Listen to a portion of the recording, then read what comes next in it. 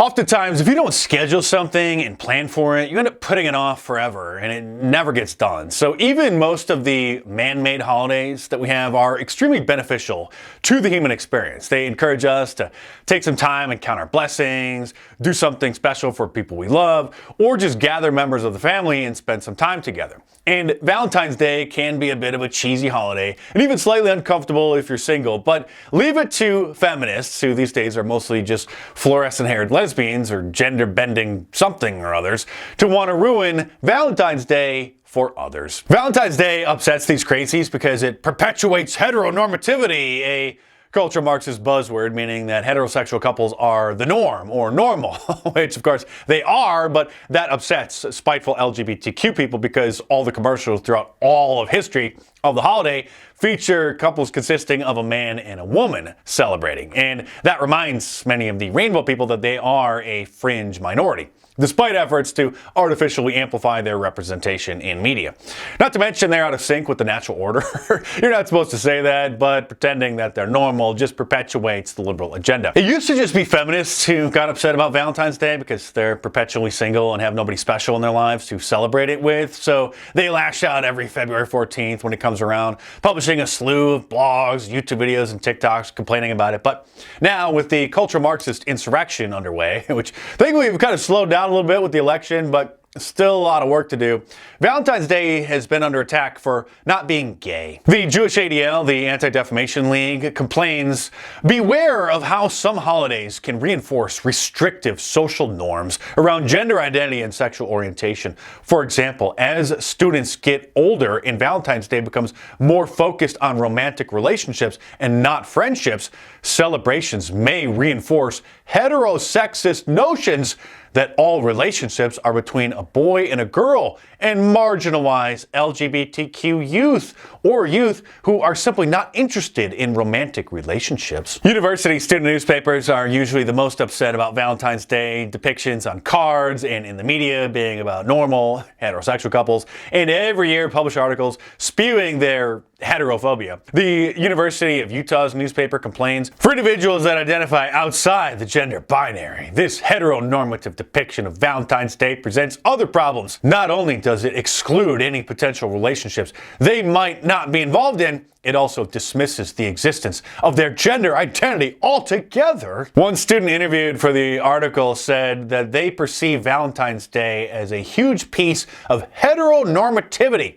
While having good intentions, it really pushes the norm of cisgender male and cisgender female romance. For instance, pretty much every movie and TV show's portrayal of this day is between a cisgender man and a cisgender woman. It makes me a little upset, especially because I feel like my ideal relationship is never shown on screen. Cisgender, if you've been lucky enough to avoid the cultural Marxist tsunami that struck the United States starting in the early 2010s, is a rather new leftist term meaning someone whose private parts match their gender identity, or as they say, whose gender identity corresponds to the sex that they were assigned at birth.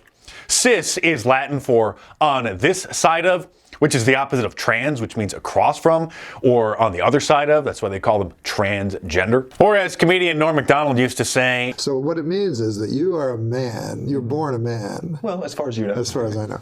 And you identify yourself as a man. Yes. That's a cis male. Now, I don't understand. Where does that, is this a new phrase? Yes, it's a way of marginalizing a normal person.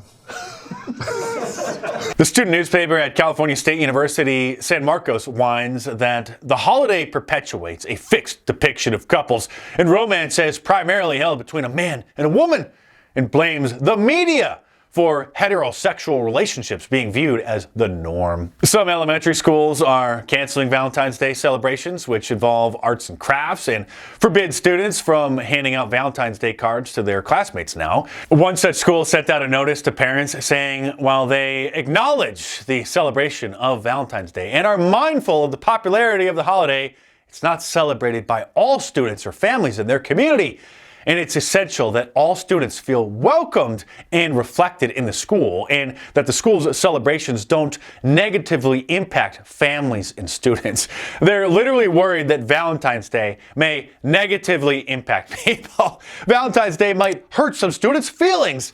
So they specifically told parents not to let their children bring any cards or candies. The principal of an elementary school in St. Paul, Minnesota, who canceled Valentine's Day celebrations, said he was concerned that kids doing arts and crafts or exchanging Valentine's Day cards may suppress some students. Elementary schools in East Lansing, Michigan's district also canceled Valentine's Day celebrations, saying that they could cause unintended consequences such as drama and teasing. A Rutgers University psychology professor is urging all schools to cancel Valentine's Day celebrations because it's about romantic love and doesn't have a place in school. But it's okay for teachers to put up LGBTQ pride flags in their classrooms and make TikToks about how they're introducing elementary school children to the idea that they can just pick their gender and pronouns out of a hat and could be a boy or a girl or neither. It's whatever they want. And they can organize LGBTQ pride parades they coerce students to participate in, even in elementary school, when most kids have no idea what pride is and are just told that it's a celebration of who you are, when it's obviously a kink fetish celebration. But God forbid that the class learn about Valentine's Day, or that men and women are supposed to pair up through dating and eventually get married. Obviously, the teachers and the principals who don't like Valentine's Day are either gay or feminists, which is a code word for ugly women who are disgruntled about their condition, to the point that instead of doing the best that they can with what they have, and maybe working out and eating properly, finding something to be happy about so they don't have the scowl on their face all the time, which later turns into a perma-frown. They really just hate society as a whole because they hate their life. But they blame men for all of their problems. Just like black liberals blame white people. And like black liberals are always hallucinating and seeing supposed racism where none exists, feminists see sexism where none exists. And many of them view the world through an intersectional lens, which means they connect all kinds of dots that have no real correlation into a gigantic tapestry of crazy. A few extra diversity points for being non-white, a few more if they're fat, a few more if they're a lesbian, and even more if they have fluorescent hair, and so on. So while they shove their lifestyles down everyone's throat throughout the entire month of June, they don't want us normal people to enjoy our Valentine's Day in peace. But no matter how loud the 300-pound fluorescent-haired feminist shriek, we're going to continue to mock them while we continue to make America great again. And instead of promoting and celebrating love and committed relationships, the Marxists are now promoting prostitution. Their slogan for their plan is, "Sex work is real work." It used to be virtually impossible to find anyone except some odd libertarian eccentrics who would call for the legalization of prostitution. But now the idea is gaining popularity in Democrat circles as the next frontier of civil rights. Alexandria Ocasio-Cortez has openly endorsed prostitution as a profession, parroting the mantra that sex work is real work. Anna Kasparian, the co-host of The Young Turks, one of YouTube's most popular news channels, has this to say about the topic. It's totally fine if someone's working as a sex worker, something that we're supportive of, something that we want to provide protection for sex workers on.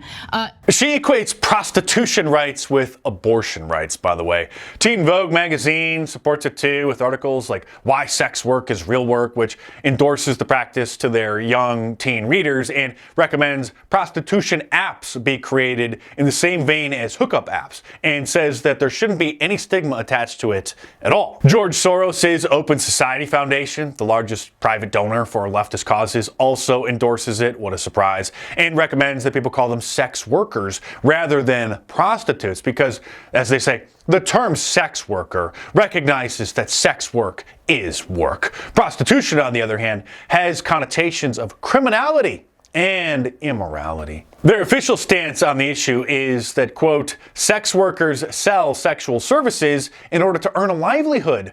The vast majority of sex workers choose to do sex work because it's the best option they have.